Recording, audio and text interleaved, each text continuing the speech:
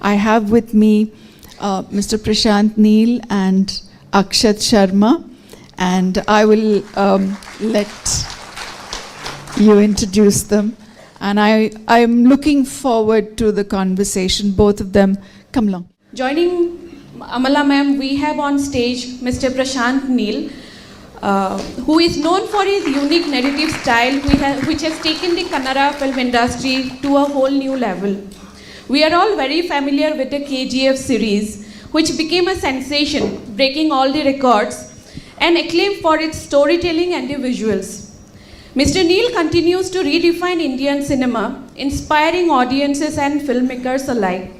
His upcoming film, Salar 2, is one of the most awaited sequels in Indian cinema. We are really glad he could make it despite the busy shooting schedule he is having right now. We also have Mr. Akshat Sharma, who is an Indian writer-director acclaimed for his recent hit Haddi, featuring Nawazuddin Siddiqui in the lead, as well as other box office hits like The Sacred Games. He has collaborated with many veterans in the industry and directed award-winning short films. In fact, Mr. Akshat is himself an alumni of Annapurna College of Film and Media. So, filmmakers like Prashanth Neel and Anurag Kashyap have been wonderful mentors. Prashanth has been mentor to my son Akhil, and I know when Akhil's faced the ups and downs, like all actors do, Prashanth has been there for him and kind of pulled him out of the depth of despair and given him a lot of courage to go on. And Anurag Kashyap has done the same for Akshat. Yeah. So in this spirit of mentoring and giving and helping the younger generation see the future, I would love to invite Prashanth to tell us his story, because everybody sees the success of KGF and they see what you were able to achieve and this glory, but nobody knows about the journey that got you there and the failures that you faced. So, over to you. I came to the film industry on a whim and a fancy. I think, like most of us do, it's just a lot of glitter. Till you start realizing that, this is very serious. There's, today, if you ask me what goes into making films, I think there's a lot of common sense that goes into it, which you don't have initially, because it seems like an industry which is driven largely on passion, and I think there's more truth to that than just having passion. I think there's a lot of economics involved, and to see films, buy tickets, go see films, looks very, very easy from the outside, but I think knowing how, so it so happened that before I started my first movie, I made a movie called Ugram in 2014, and before I went to shoot, I thought everybody who had made movies before were bad directors and I was just going to change everything. I took a couple of shots, and then I just wanted this movie to be watched by 10 people. So the perspective changed as you sunk deeper into this dream, into this haze. And I think more than anything else, I didn't have the right people around me. So getting into the industry without having the right people is like, filmmaking is not like tennis, where only one person is there on court and you don't really need anybody. It's like a cricket team. and you have to have all the other 10 players playing well. So I think I learned that very quickly, and yeah, that's about it to begin with. So I was told that you stalled the film and you taught yourself to edit. Yes. Can you tell us about that? Yeah, so I hadn't worked under anybody. I think I did it the very wrong way, and I learned only from my own mistakes. I tell a lot of kids who want to get into cinema that they should go and work under somebody practically, not because they can learn creativity, but they can learn what not to do by watching at least 5 other directors doing it. And I learned cinema by making my own mistakes, and I scraped out of it, probably because I'm that good. But I wouldn't suggest that to everybody. I don't usually like to tell those stories because it inspires. Because I sold the only piece of land that I had to make this movie. I did everything wrong in my first movie. So I didn't make money back, but I made a lot of name, which is probably half the things that you want right from making cinema, because your identity is as important as your product is. And I learned how to edit. I learned how to make better cinema with almost every day that I went to this sets, because I did not have practical knowledge of how to be on a set. I did not have leadership skills, which I learned very quickly. I understood that if I was going to make a mistake also, I don't want anybody else telling me that. I had to just believe in myself and make the movie with the greatest conviction that I have. So yeah, I learned a lot of things apart from just editing.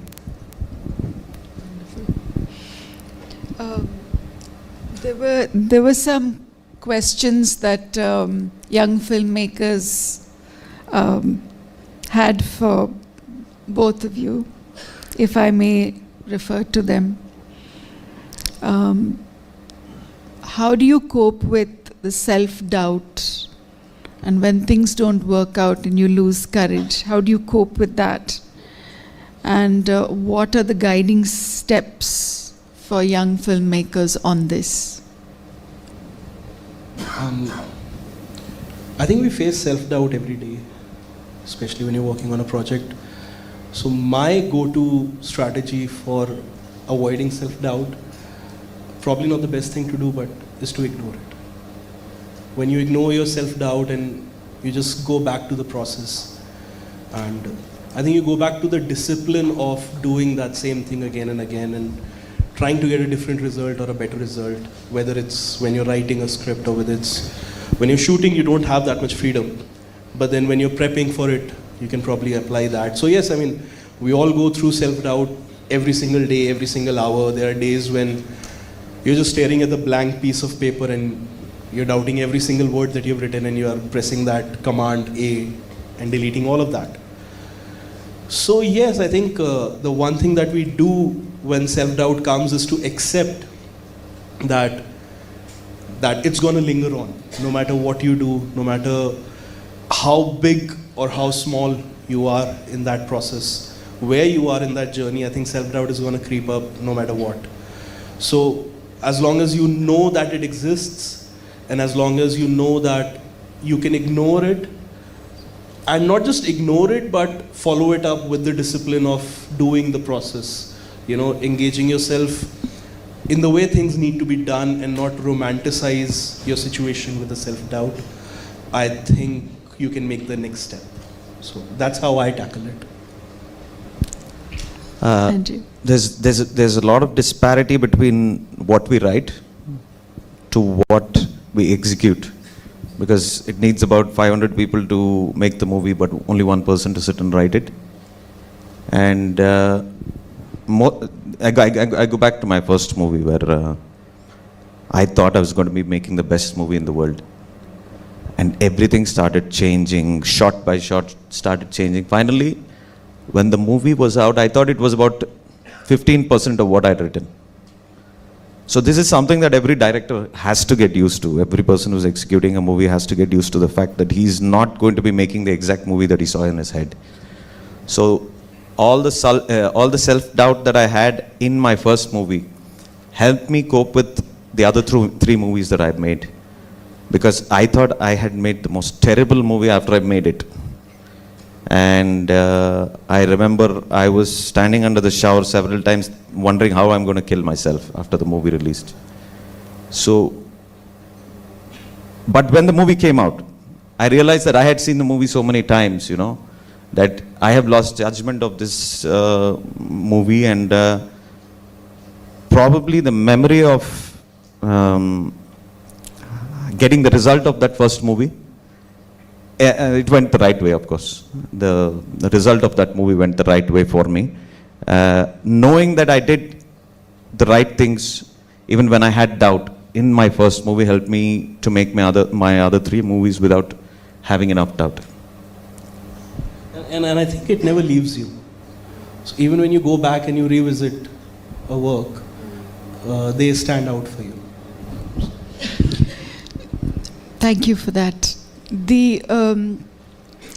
In film education, you have the craft, the skills, the business sense, understanding audiences. You have a lot of culture, sensibility. There are discussions, watching films with the filmmakers and things.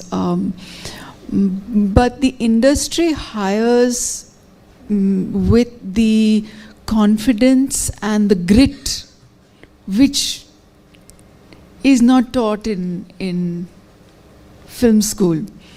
And it's just a comfort zone, you know. Film school is just a comfort zone because everybody's rooting for you, everybody wants you to do well, but the real world is so different. It needs a different kind of resilience, grit and courage to face the trolls, to face the competition, to face the critics.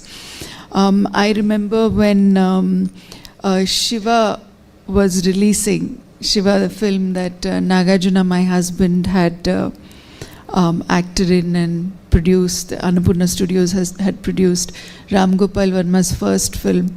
And many of the producers and distributors of the time had seen it and said, Babu, ఒక్క రోజు ఆడతాయి ఆడుతుంది, it'll run maybe for one day. Just think that whatever money you've lost, you'll lose. But the film went on to, there's a cinema before Shiva, Telugu cinema before Shiva and Telugu cinema after Shiva. So, but at that moment, the courage and the grit that you have to have and to be able to do what you believe and what you think you are doing justice to, it takes a different kind of courage. What would you say would build that grit and courage? I see you when Akhil has a failure and I know the curtains are drawn, there's darkness, I don't see him for maybe a week.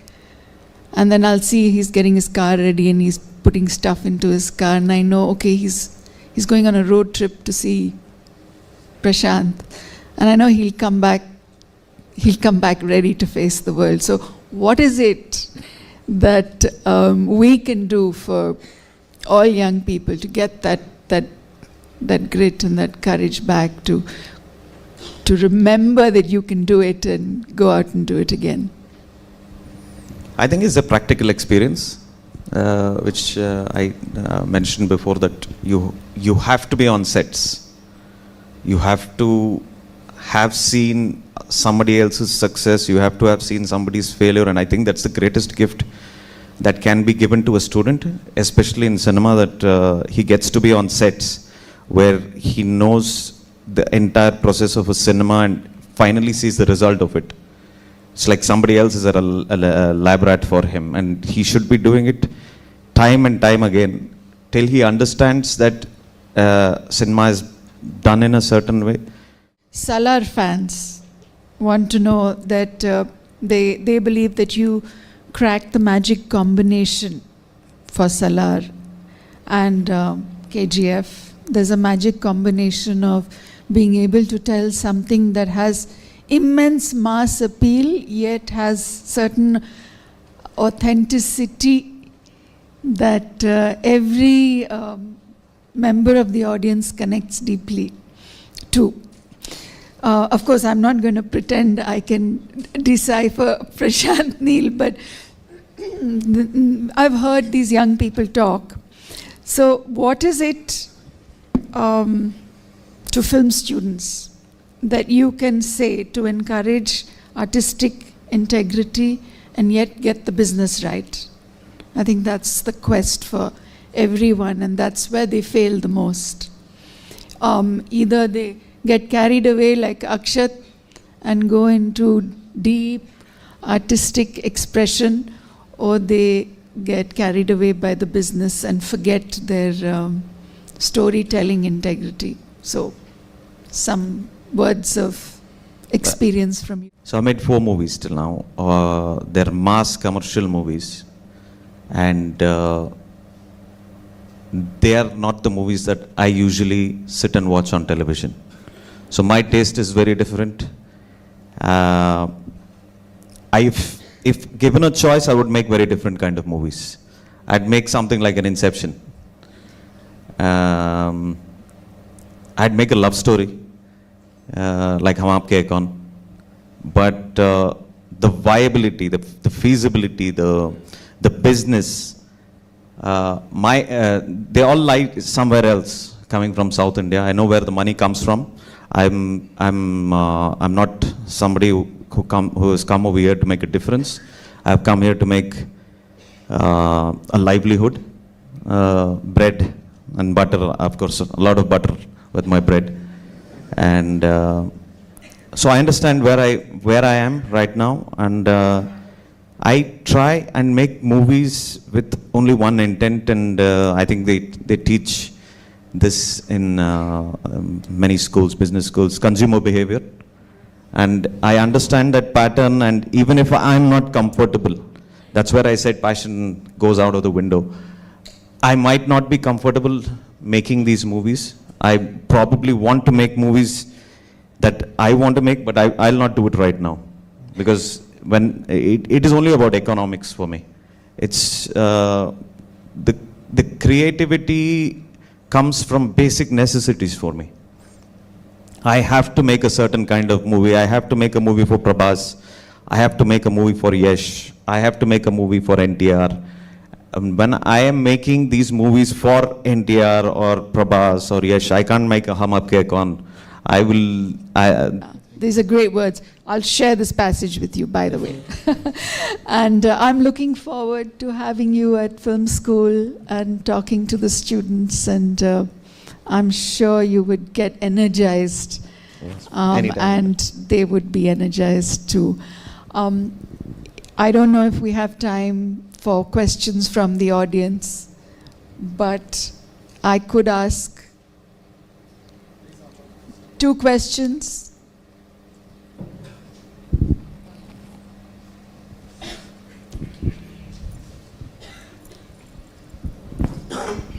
Sir, this question is, I am Ram Lingeswara KV, Hi. founder of Neram. This question for you, Mr. Prashanth sir. While before making the movie, when the story in the script level, that is the vision of the director. He prepares everything script level. In your vision, who you think as a hero? Is it yourself or any other person?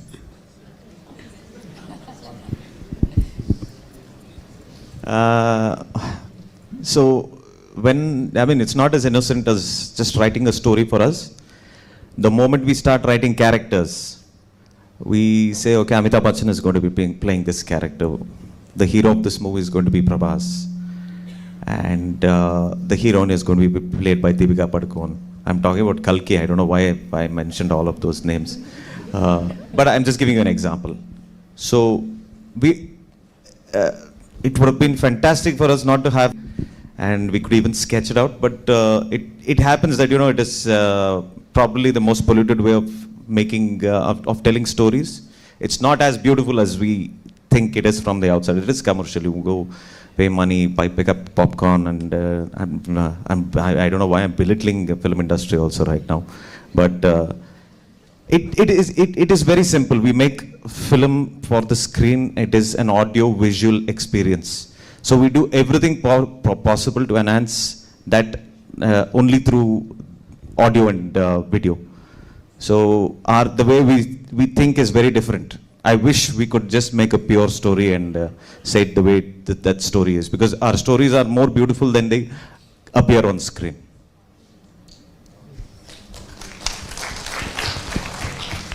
So actually, this is in the relation of what you were also talking about. Can you see me? Yeah, I can see it. Okay. So you talked about consumer preference and economics game, and this is one of the phrase which has also been going around is that do we live in a consumer driven economy or do we live in a production driven economy, right? And in terms of even in media, what kind of films are being produced? If you're watching, like, let's say 2 films in a week, it's accounting to 3% or less than 3% of your time in a week, right? So if that is making you do something wrong, then there's something inherently wrong with you. So Well, I did warn you that the audience are not going to be the fans you're used to seeing. They're going to be a very different audience, a very evolved audience, a very responsible audience.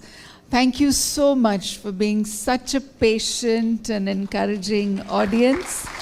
It has taken a lot of courage and a lot of effort to make this happen, and I want to thank Harish for not giving up on us and giving us this opportunity. But this is one of the first conversations about failure that I have been part of in film industry. Nobody likes to talk about it.